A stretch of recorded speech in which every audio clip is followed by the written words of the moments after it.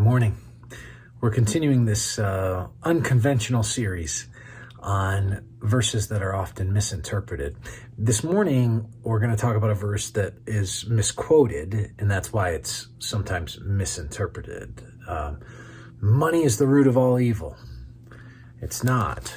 The love of money is said to be the root of all kinds of evils. Right? So listen to 1 Timothy 6:10. For the love of money is a root of all kinds of evils. It's through this craving that some have wandered away from the faith and pierced themselves with many pangs. So the error in the quote that's often stated is that it's not the love of money, but money, and that it's the root of all evil, not all kinds of evil. So we have the qualifier kinds of evil, and we have the love of money. In context, it's a beautiful and amazing section in 1 Timothy chapter 6. In verse 6, and you follow it all the way down through, really all the way to verse 16, really 17 or so at least, maybe on into 18.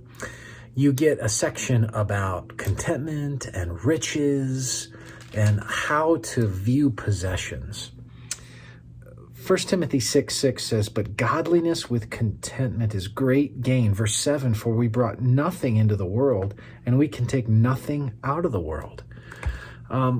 This is a section about ordering your life properly with stuff and with possessions.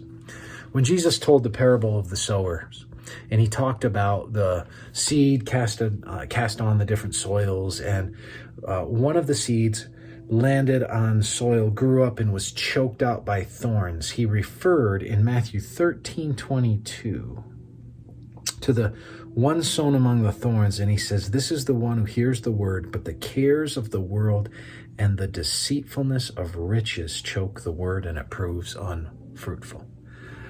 Why do you think Jesus highlighted, of all the things he could highlight, he highlighted the deceitfulness of riches as one of the two things, the cares of this world and the deceitfulness of riches, as those things that would tear at the seed sown, right? At the seed sown. The word sown begins to grow and it gets choked out in the life of a particular individual. And one of the two things that chokes it out, the deceitfulness of riches. So what we have to do is recognize that money, of course, can be used in great ways. Money can be used for the sake of God's kingdom. We're told to be hilarious and cheerful givers in 2 Corinthians.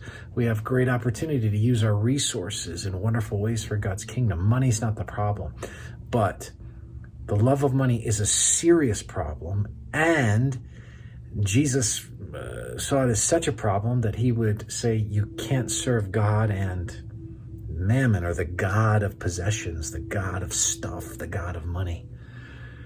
Allegiance to the currency of this world aligns our heart with the things of this world. And it shows and exposes where our real contentment lies. And it doesn't lie in Christ. Godliness with contentment is great gain. The love of money is a root of all kinds of evil, and it pulls us away. Some, it says, have wandered away from the faith and pierced themselves with many pangs. So, don't misquote it, but feel the force of it so that you don't align yourself with an allegiance to money where you prostitute yourself there rather than resting in the one who gave his life for you. That's where your allegiance lies. May the Lord bless you today.